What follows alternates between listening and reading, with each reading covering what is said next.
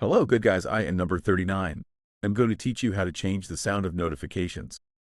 In applications, if you want, for example, to change the FaceTime ringtone or the ringtone of your mobile call, or good sir, how to do it, this configuration, this function, is valid for both the iPhone and the iPad. First of all, we will get into settings. First of all, tell you that in the exception, we have left you a free class from one of our courses where we teach all these types of functions and configurations. Once we are in settings, slide, we go down until we reach actions within notifications. From we will go down and we will enter the application that is the one we want to change the notification tone. For example, FaceTime one. Within sliding, we go down and we will enter into sounds. Here we can choose all these sounds. We can also go to the store and buy sound. So nothing, this is all. See you later. Thanks.